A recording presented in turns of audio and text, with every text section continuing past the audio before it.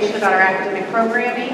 As you can see, we have sign language interpreters here toward the front. If you're in need of sign language interpretation, I welcome you to come closer if you would like. I'd like to also introduce our Spanish language translator here. She'll say a few words so that her service can be utilized.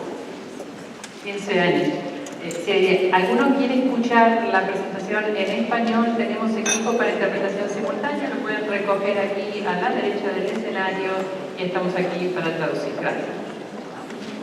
Thank you. Just a couple of housekeeping items. Restrooms are out these doors and down the hallway to your left. There's a men's and ladies' restroom and a water fountain. If you need to use the facilities, we welcome you to do so.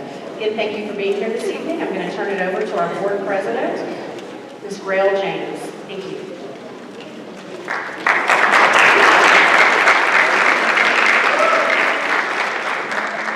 Thank you, ladies and gentlemen. Thank you for being here tonight.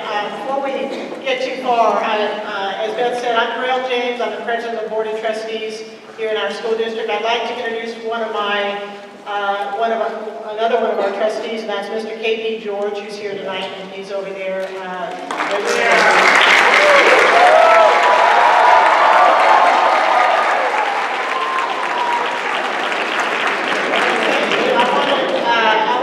Welcome you here tonight. How many of you were here on Tuesday night? If you could raise your hand if you were here on Tuesday night. Or you could wave your sign if you wanted. Thank you so much. Thank you for those who took a second night out of their busy week to be here tonight. And thank you to those of you who are coming for the first time to hear about what's going on in Fort Bend ISD. There's a couple of things I want to communicate to you tonight. And the first one is that we believe strongly in community feedback. It's very important to us. And that's why we hold these meetings, and that's why we invite you to come. We have this in our board policy, in our board operating procedures. We've put the concept of community feedback in many of the policies that we've written this year. And when we give the administration direction on items to look into or proposals to bring forward to us, we always ask them, or we often ask them, to get community feedback.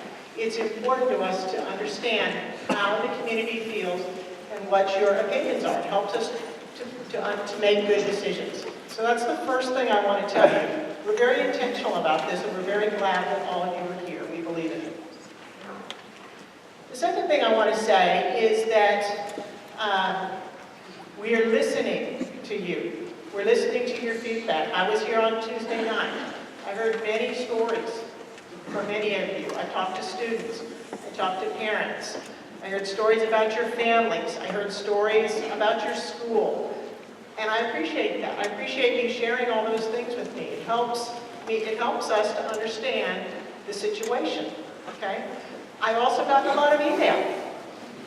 So I thank you for that. And you shared some stories. You've made some very thoughtful comments. You've asked some very thoughtful questions, some very thought-provoking questions. And I appreciate that because that helps me to ask good questions, and it helps our entire board to ask good questions. So that's what I wanted to say to you tonight. We believe in the community feedback process. We're listening to the community feedback, and the next step is action. And so I want to invite our superintendent of schools, Dr. Charles Dupree, to come up here. You all know him, but I want to invite him to talk to you about action. Appreciate that. First of all, I've seen a lot of students here. Students, I really want to thank you for taking an interest. I know you care about your programs. I appreciate the respectful, kind way that you've engaged the staff to talk to us and share your perspectives. I'm also going to tell you, you still have to do your homework tonight. You don't get a pass from us. Now, if your teachers want to give you a pass, that's okay, but I'm not writing any notes for that. But no, it's a pleasure to be with you tonight. I appreciate you making time to be here. As Mrs. James said, we care deeply about the things you have to say. And there's a sign back here I'm reading that says, "Listen to our voice." One of the things that's been a hallmark in Fort Bend for the last 18 months to 2 years is your voice matters. And so I want to share with you tonight, Tuesday night, we had a lot of people here. She said we heard a lot of stories, a lot of important information. And we want you to know that your voice does matter. Because sometimes people don't feel like that. So tonight what I want to share with you, based on the things I heard Tuesday night, the things I'm hearing this week, I have pulled back the recommendation to remove academies from our schools.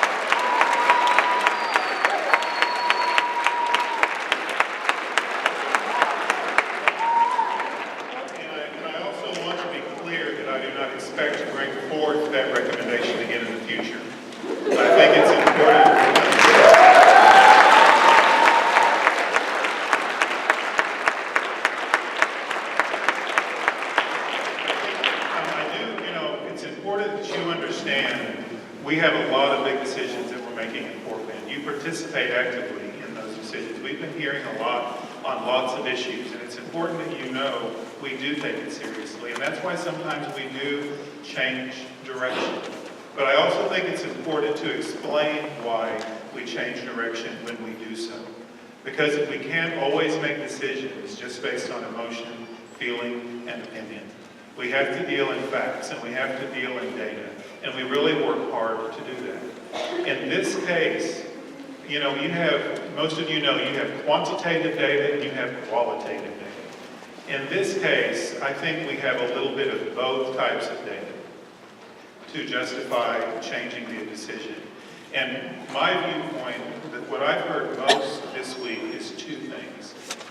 One is that to the individuals, to the children who are currently in academies, and to the parents who deeply believe in the academy system, they view that as a key and critical element of their children's success. That it's a key way for them to gain access to rigorous, robust, high-achieving education. And it is our goal, it's our stated goal and core belief in Fort Bend, that we're going to help all students achieve their full potential. I can study and I can talk to all kinds of people, and so we went forth with a decision based on what we thought was right and best. But when we really did engage the community this week, and it only takes a few days to get that kind of opinion out, it was abundantly clear of how important these and how strongly the community, many members of our community feel about the academies. The other piece that's very important to me that I think we should have acknowledged sooner, but I think sometimes we get caught up in the work and we move forward with things that maybe we should have thought through a little more deeply. And that is, I believe, without a doubt, we're going to implement career pathways in every school to provide every student a strong, rigorous education.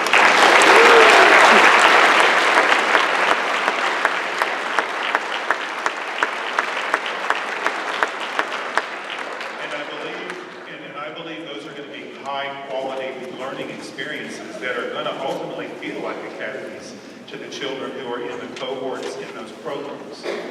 But I think the fact is we don't have those things in place today. And so pairing the implementation of the career pathways with the phasing out of academies felt like we were, what I heard from the community, what I heard from you, was that we were taking something away without something to replace it. And so we listened to that. Those are the two things that really moved me the most to realize we needed to change our view. So in the end, I believe that I realize more clearly than ever that we're at a place where strong, robust pathways and a strong, rigorous academy program can both coexist in Fort Bend ISD.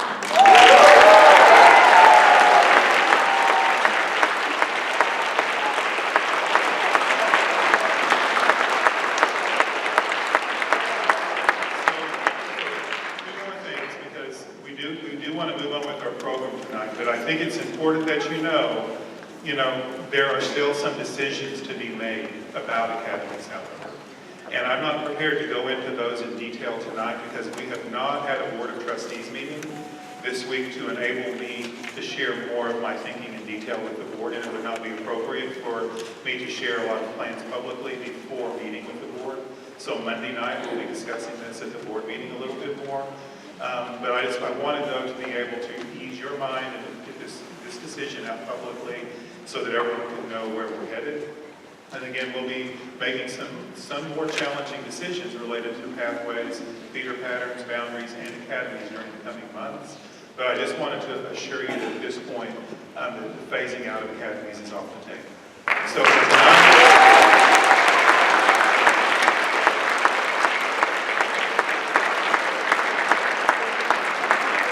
what I'd like to do, we are going to go ahead tonight, however, because I do think we do need to, there are many of you who are interested in the career pathway plan. Some of you are not so interested in that, and you came to state your position on the academies. So what we're going to do is we're going to take just a brief break. If you do not want to stay and hear the presentation on career pathways, you're invited to leave if you would like to. So we'll take just a brief break, and then in a few minutes, we'll continue the program with Dr. Christy Whitbeck to go through the planning and the process that we've gone through to develop a career pathway program for all schools in Fort Worth. So thank you once again for being here. We'll continue the program in just 2 or 3 minutes. Thank you so much.